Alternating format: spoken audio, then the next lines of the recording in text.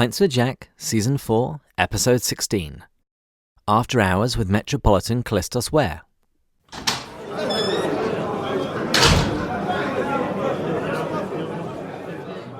Welcome everyone. Pints with Jack is your weekly C.S. Lewis podcast, where Matt, Andrew and I break down and discuss the works of C.S. Lewis. This season, we're eavesdropping on the correspondence of a senior demon, Screwtape, as he explains how to tempt the patient, a human assigned to be tempted by Screwtape's nephew, Wormwood. Each week we'll be considering a different letter, untwisting Screwtape's hellish logic, and forming a battle plan for our own spiritual lives. However, today is a Thursday, and therefore is an After Hours episode where I'm interviewing a guest. So far in this podcast, we've had a handful of clergy, a Calvary Chapel pastor, some Anglican vicars, and most recently a Byzantine priest and nun. And today, we welcome a Metropolitan Kallistos Ware. So, a little bit about him. Timothy Ware was born in Bath, England. He was educated at Westminster School, to which he won a scholarship, and Magdalen College, Oxford, where he took a double first in classics, as well as reading theology. Having been raised Anglican, at the age of 24, he embraced the Orthodox Christian faith, travelling subsequently throughout Greece, spending a great deal of time at the monastery of St. John the Theologian in Patmos. He also frequented other major centres of Orthodoxy, such as Jerusalem and Mount Athos. In 1966, he was ordained to the priesthood and was tonsured as a monk, receiving the name Kallistos. In the same year, he became a lecturer at Oxford, teaching Eastern Orthodox studies, a position which he held for 35 years until his retirement. In 1982, he was consecrated to the episcopacy as a titular bishop with the title Bishop of Dioclea. Despite his elevation, Kallistos remained in Oxford and carried on his duties both as the parish priest of the Oxford Greek Orthodox community and as a lecturer at the university. On March 30th, 2007, the Holy Synod of the Ecumenical Patriarch elevated the Diocese of Dioclea to Metropolis and Bishop Kallistos to titular Metropolitan of Dioclea. Your Eminence, welcome to Pints with Jack. Pleased to be talking with you. As listeners will know, I go to a Byzantine Catholic parish, and so the vast majority of our formation material comes from Eastern Orthodox sources. So I first came across your name when I picked up a copy of, it was actually the 1993 edition of your book, The Orthodox Church. So I knew you as an Orthodox writer, but it was as I was reading through C.S. Lewis in the Church, a collection of essays in honour of Lewis's secretary, Walter Hooper, that I discovered that you were also an admirer of Lewis. In that book, you have an essay entitled C.S. Lewis, an Anonymous Orthodox, where you look at aspects of Lewis's writings with which an Orthodox audience would be particularly sympathetic. And I loved the essay, and so I wanted to get you onto the show so we could talk about it. But before we get to that, we have some housekeeping. Here on Pints with Jack, we always have a quote of the week, a drink of the week, and a toast. And the quote of the week comes from Mere Christianity, and I chose it because I'm sure at some point today we're going to talk about Theosis. Here's what Lewis writes. The command, be ye perfect, is not idealistic gas, nor is it a command to do the impossible. He is going to make us into creatures that can obey that command. If we let him, for we can prevent him if we choose, he will make the feeblest and filthiest of us into a god or goddess, a dazzling, radiant, immortal creature pulsating all through with such energy and joy and wisdom and love as we cannot now imagine. A bright stainless mirror which reflects back to God perfectly, though of course on a smaller scale, his own boundless power and delight and goodness. Next up we have the drink of the week. Often it's a alcoholic beverage of some sort, but because it's rather early in the morning here in California, I have opted for a hot cup of Bird Rock coffee. And with each episode, we toast one of our gold-level supporters on Patreon. And today, we are toasting Jeff Booth. If you'll please raise your glass. Jeff, thank you for your generous spirit. May you be blessed in return and always be filled with the divine life. Cheers. So to kick things off, we have a wide variety of denominations represented among our listeners, and many of them may have never even heard of a metropolitan before. So I suppose the best first question would be, what exactly is a metropolitan? The word metropolis means a mother city, a main center. And so a metropolitan, strictly speaking, is the bishop of a chief city. But in my case, I am purely a titular metropolitan. I was first of all bishop of Dioclea, and then I was made metropolitan of Dioclea. But Dioclea is a place somewhere in Turkey where I have never been.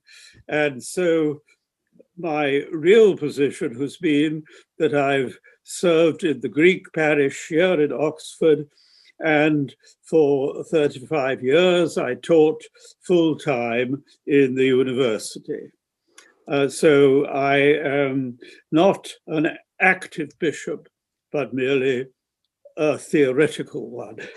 So metropolitan technically means the bishop of a major city, though in modern Greek use, it's applied much more widely. Well, now we've got that cleared up. As I mentioned in the introduction, you were raised in the Anglican Communion, but you converted to Orthodoxy in your 20s. At what point in that process did you encounter the writings of C.S. Lewis? I must have begun to read C.S. Lewis in detail in 1952, when I went up to Oxford. I became a student in the autumn of 1952 at Magdalen College, where C.S. Lewis was at that time one of the fellows. He was the tutor in English literature. Now, I never actually talked with him personally, so I'm something of a fraud in appearing on your program. I used to see him each day in Magdalen because he liked to go out for a walk before he went to the morning service in the chapel.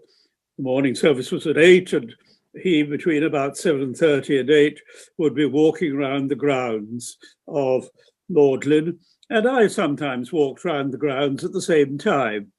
And we used to greet each other, but I was far too shy to engage him in conversation. In those days, the senior members of the university were more remote from the undergraduates than would be the case now. And I'm sure if I had stopped him and talked to him, he would have been gracious and friendly. But he was not the sort of person to take the initiative. Mm-hmm. So my personal contacts with him were limited to simply saying good morning. But when I first came up to Oxford, autumn of 1952, I became very interested in his fantasy literature. That was where I started.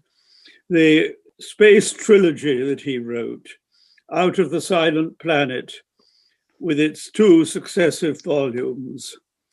And those I read with great excitement. I had already, before I came to Oxford, come to know the novels of Charles Williams. Of course, Lewis and Williams were both members of the group known as the Inklings. Charles Williams' novels are not exactly fantasy, because they're about people in this world. They are, we might say, supernatural thrillers.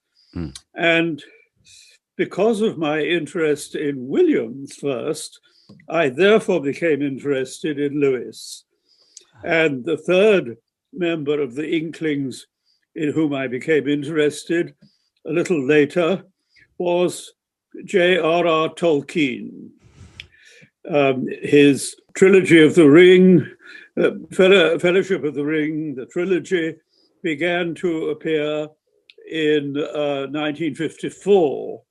And I remember buying it almost as soon as it came out, each volume, and reading it with great excitement.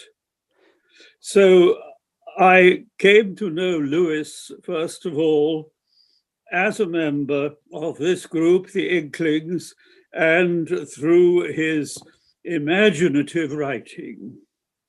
Later on, I read what is, in fact, I think his best book, Till We Have Faces. It is perhaps the least well-known of Lewis's books. It was, I believe, his own favorite. And so that could be added to the fantasy literature. And of course, I bought the Narnia books and used to give them to my younger sisters as they came out during the 1950s. So this was my way in to Lewis through his fantasy writing. Do you still have all of those first editions? I imagine they'd be worth quite a bit these days. Well, in some cases, yes. In other cases, people have taken them away and not given them back. So I've only got some volumes in the first editions. Lewis was well known at that date in the early 50s. He'd become famous because of his broadcasts during the Second World War, which appeared as mere Christianity. But I had no idea that he would become as celebrated as has happened. And I would not have guessed that 50 years later, he would be so widely studied and acclaimed. So I don't suppose I attached particular importance to these first editions. I should have locked them up in a cupboard. Well, I think you and Lewis were of one mind on that front. I heard an interview with Walter Hooper, his secretary, and he said that it was the only argument that he ever won with C.S. Lewis, because Lewis didn't think that people would be reading him long after his death, and Walter was convinced that they would be, and also played a large part in making sure that actually happened by keeping his works in print. And that actually provides a rather nice transition to talk about your essay, because it appeared in a book, C.S. Lewis and the Church, which was a collection of essays in honour of Walter Hooper. Can you tell us a little bit about how you came to write your essay and have it included in that book? The book was edited by Father Walter Hooper, who in fact only got to know Lewis a few months before he died, but who has dedicated his life to making Lewis's work more widely known. And it was doubtless at Hooper's invitation, if I remember rightly, that I contributed this article. I called it, yes, C.S. Lewis as an Anonymous Orthodox. And I took the phrase Anonymous Orthodox from an article about C.S. Lewis by Andrew Walker. In fact, Andrew Walker attributes this designation, Anonymous Orthodox, to an Orthodox bishop, unnamed, with whom he talked. And I took this up in my article, and I argued that while Lewis had very few personal contacts with the Orthodox Church, yet in his theology, he was very close to Orthodoxy. You said that he didn't have much contact with the Eastern Orthodox Church. What contact did he have that we know about, for certain? Lewis's contacts with the Orthodox Church, first of all, in his letters to Malcolm, he mentions attending an Orthodox liturgy. This was probably in the little Russian Orthodox chapel, which existed at that time in a room in the house in Marston Street. And what struck him about the Orthodox service was, above all, the element of freedom, that different people in the congregation did different things. Some stood, some knelt. And he mentions how there was a child that was crawling around on the floor. And he said nobody worried about that. Nobody was looking at their neighbor. There wasn't any anxiety that everybody must do the same thing at the same time. And this he liked, as compared with Anglican worship, which is much more regimented. I might add that if Lewis had gone to an Orthodox church in the States today, he would have found that the service was probably much more orderly, because people would have been in pews and most of them would have arrived at the beginning of the service and they wouldn't have moved around. But this was his experience. He doesn't say what date he went to the service of the Orthodox, but he had contacts with the lecturer in Eastern Orthodox culture at that time, Nicholas Zernov. Nicholas and his wife Militsa were certainly friends of Lewis. I was Nicholas's lodger, and I remember how Lewis came to tea sometimes with them. Not that I was invited, but certainly it would be, I think, through the Zernovs that he came to visit the Orthodox chapel in Oxford. Then, after his marriage, he went on honeymoon to Greece. And he records how he was impressed by the way the Greek clergy were close to the people. They would sit having coffee with their parishioners in the village square. He liked the feeling of informality and friendliness that he saw in the Greek clergy at that time. He thought that this was something that Western Christians could easily borrow. But his links with Orthodoxy were almost certainly limited. Although you do mention in your essay that when he died, Lewis was buried with a Russian cross of white flowers. How did that come about? There were not supposed to be any flowers at his funeral except the official ones, but Militsa Zernov disregarded this prohibition and brought the cross with flowers, and this was laid on his coffin, and that was how he was buried. Beautiful. Now, one thing that surprised me greatly when I first started to learn more about Lewis was that he only had limited contact with the early church fathers, the Christian writers of the early centuries of the church. I just simply assumed that because Lewis had such fluency in Greek and Latin, that he would have just devoured these authors in their original languages. But from what I've read from other writers, it seems that that wasn't the case. So I wonder what your thoughts are on this. How much familiarity do you think Lewis actually had with the writings of the early church fathers? Certainly, C.S. Lewis was not a patristic writer. In his book, The Allegory of Love, there are many references to the writer who goes under the name of Dionysius the Areopagite, who is mentioned in the book of Acts as a disciple of St. Paul, but he was in fact a writer of the early 5th century. But his interest in Dionysius is simply because Dionysius was read by his authors whom he was studying in the Allegory of Love.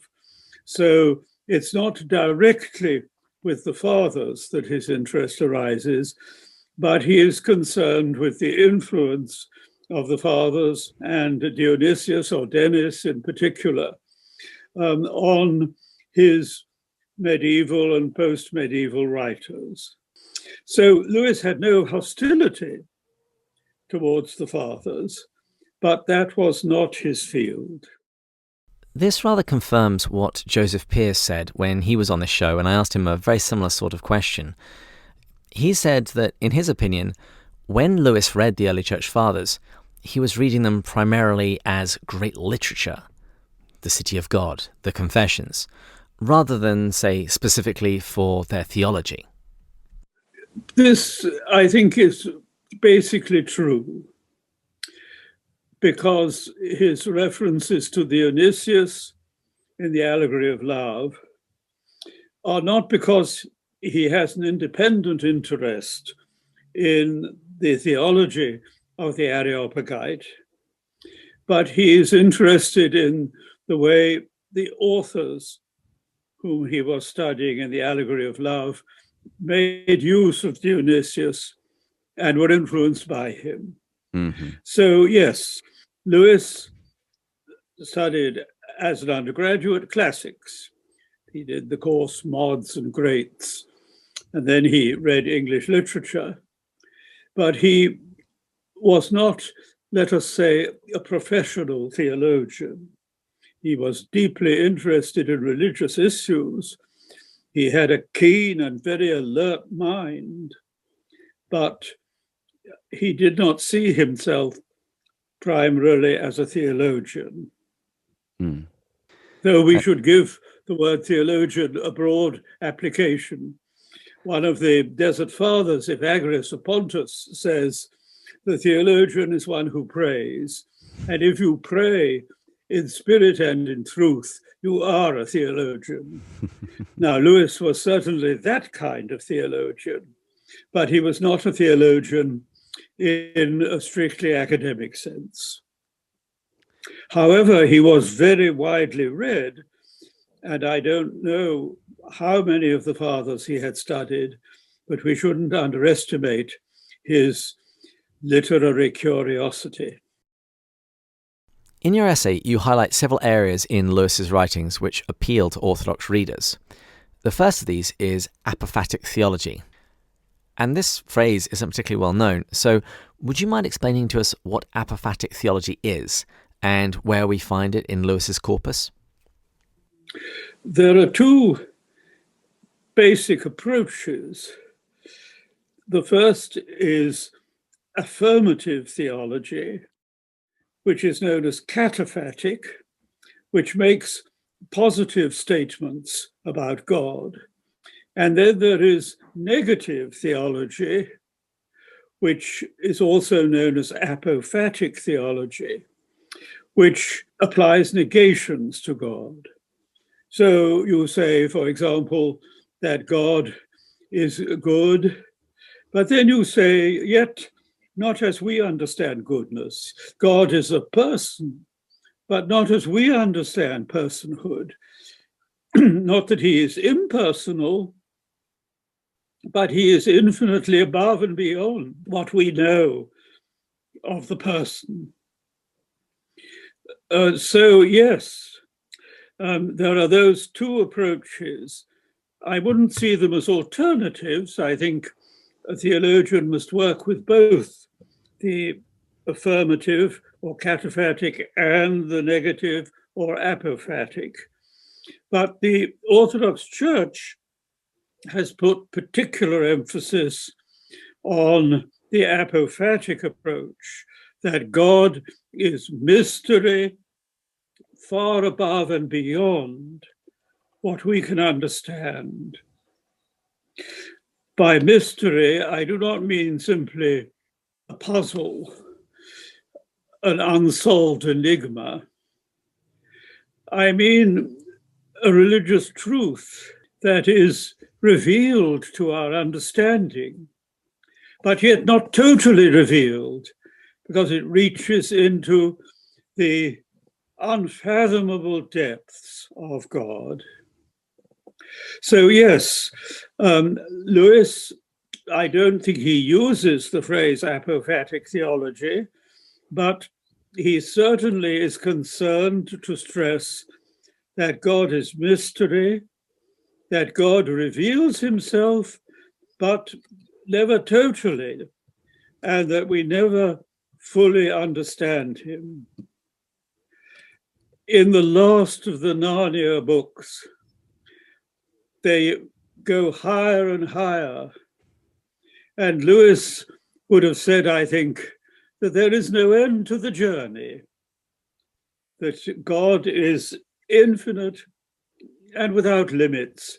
And so we never reach the point when we feel we have got to know all there is to be known about God. There will always be further things to discover. God will always have, to all eternity, surprises. Now, I think that approach to God is seen from time to time in Lewis's writing. He does not make it a specific theme, subject of a separate essay, but he certainly allows for this. The next area you discuss relates to the Incarnation and the Trinity. And I was a little bit surprised about that when I first started reading it, because all Christian denominations place importance on the Incarnation and the Trinity. They're essentially Christian doctrines. Why do you focus on these in particular in relation to the Orthodox Church? And in what way does Lewis emphasize these doctrines? You are right to say that all Christians, at least all Christians who belong to the mainstream tradition, have faith in God as Trinity, one God in three persons, Father, Son, and Spirit. And all Christians, at any rate, in the mainstream tradition, believe that Jesus Christ is fully and truly God, fully and truly human, two complete natures in one single person. These are things that Christians share together. But I think the Orthodox Church places a greater emphasis upon them than is done by most Western churches. There's a tendency in the West to see the doctrine of the Trinity as high theology, very difficult to understand. 1 in 3 and 3 in 1, a kind of theological riddle. But in Orthodoxy, the doctrine of the Trinity is seen as a living source of how we understand the Church, how we understand our own personhood. So it is not a question of the Orthodox stressing something that is absent from the West, but it could be said that the Orthodox treat it with a greater vividness and centrality than many Western writers. And here I see a strong link between Lewis and the Orthodox, that Lewis's writing is strongly Trinitarian, strongly Christological. He's very firm in his attachment to these basic Christian doctrines. I was quite surprised by this when I came to read his apologetic writings, which I only read much later than my acquaintance with his Narnia books and his space trilogy. But I was impressed by mere Christianity and by the problem of pain and miracles, by the fact that he wrote in an original way, because there's a difficulty that you might seem to be saying things that everybody knew, and at the same time firmly committed to the great tradition, as we might call it, of the Christian faith. So that would be a first thing that I see linking Lewis with the Orthodox.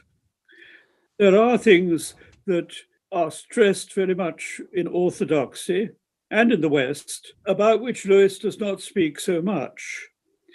Let me mention two. There is the question of the Eucharist and what you believe concerning Holy Communion. And there is the belief of Christians in the communion of saints, Do you pray for the departed? Do you ask the saints for their intercessions? What is your attitude towards the Blessed Virgin Mary? Now, these are things that Lewis does not say a great deal about. We should not therefore conclude that he considered them unimportant, but in his apologetic writings, the problem of pain, mere Christianity and miracles, his concern is not to make contrasts between the different branches of Christianity, but quite deliberately, he wishes to emphasize the things which Christians share in common. And because there have been great debates between East and West, between Catholics and Protestants about the Eucharist and about the position of the saints and the Mother of God, he therefore does not speak of these things as much as we might expect. For example, in the Orthodox Church, one of the most creative strands of theology in the last 50 years, since Lewis's death, has been what we might call Eucharistic ecclesiology. The idea that the Eucharist is central to our understanding of the Church, that the Church makes the Eucharist and the Eucharist makes the Church. This is what you find in writers like the Russian Nicholas Afanasiev and the Greek John Zizioulas. Now, I don't find that approach in Lewis. I don't think he contradicts this or denies it, but this was not his own approach. So there are some elements which would lead me to label him an Orthodox, but I recognize that there are also differences, things of which the Orthodox attach great importance, but which do not come out so clearly in his writings. But one does not expect one person to say everything about everything. Now, one thing that Lewis wrote about a lot, although he didn't use the term, is theosis. Regular listeners to our podcast will have heard myself and Matt mention theosis quite often, but would you mind explaining to our listeners what theosis is and where we find this idea present in Jack's writings? Well, let us first of all say what we mean by the word theosis. Literally translated, it would be deification or divinization. Applied to the understanding of salvation, theosis means that the Christian life is not just a philosophical system that we entertain with our reasoning brain. And it's not just a code of moral rules that we try to follow. But Christianity is something deeper, let us say more organic, that to be a Christian, to be in Christ, is to be transformed totally in our nature. Salvation means not a philosophical theory, not a moral code, though those are aspects of our understanding of salvation. But salvation means a total transformation, a far-reaching transfiguration of our whole human nature, that we are taken up into God, that the divine life penetrates our nature at every point. We retain, each of us, our human individuality, our personal uniqueness, but at the same time, we are in Christ. We are taken up through Christ into the life of the Holy Trinity. As One of the Wesleys said in a hymn, "You whom he ordained to be transcripts of the Trinity." So we are transcripts of the Trinity. We are to reproduce the Trinitarian life of God in our own lives. So this is what Theosis implies, a deep-reaching uplifting of our whole human nature into God. We are deified, not in the sense that we cease to be created human beings, but in the sense that the eternal, uncreated energies of God penetrate our being, transform us, and in being deified, we become truly human in a way that we would not otherwise be. Now, I think Lewis shared this approach to salvation, that it is not a juridical exchange, not a theoretical acceptance of certain truths, not just moral effort, but that the Christian life is something that transforms us and makes us different and yet the same. I think if we wanted to learn more about Lewis's understanding of this, we could look at the lectures he gave during the war called The Abolition of Man. We could look at the last of his fantasy writings, Till We Have Faces, which in many ways is the book of Lewis's that I love the most, though it's the one that has least popularity, I think, in the wider world, though Lewis himself also, I believe, preferred it. And we could look also at his autobiographical writing, Surprised by Joy. These would show us how he understood salvation as theosis. And this I would see as something that brings him very close to the Greek fathers, though he does not speak of the parallels, very close to the contemporary Orthodox Church. You mentioned earlier Till We Have Faces. That was actually the book that we did last season. And we went through that book simply because so many people had reached out to us and asked us to go through that book, because for them, it was very often the one book of Lewis's that they really couldn't get their heads around. And while it's not my favourite book of Lewis's, I'll say that by the end of last season, it became my second favourite. What is your favourite? That would be The Great Divorce. Oh, yes. Well, I would also put that very high in my estimate of Lewis. It's brief, but there is so much to be found in it.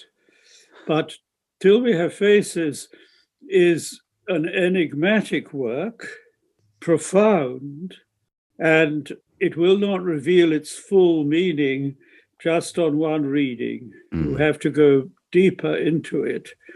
And there are many elements in it which are paradoxical and unexpected.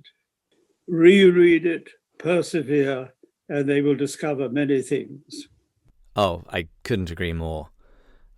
Matt had actually finished Till We Have Faces when we began that season, but I stayed in the dark. I read the chapters along with each episode, so I got to read the book very slowly, which is the way that I always tell people that they need to read Lewis generally, and Till We Have Faces in particular.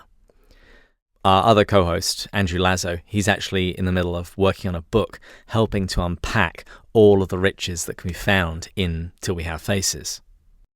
More recently, I've been meeting more people who say that they really love Till We Have Faces, but I still don't think I've ever met anyone who loves it quite as much as Andrew. Your Eminence, thank you so much for coming on the show today and talking to us about your essay. For those who have never read anything by you before, where might be a good place to begin? Well, there are two books of mine which have been widely popular. The first is my Penguin book, The Orthodox Church, and the second is The Orthodox Way. Now, the Orthodox Church was commissioned by Penguin Books as an introduction to Orthodoxy, and therefore I was concerned to present a reasonable picture of the history, the contemporary situation, and the faith and worship of Orthodox Christians. It amazes me that a book that was published in 1963, now after nearly 70 years, is still in print and still read by people. However, there we are.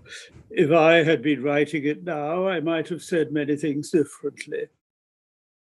The second book, The Orthodox Way, is more personal, and that is an attempt to take some of the main themes of Orthodox faith and to show in particular the link between doctrine and spirituality, between theology and prayer.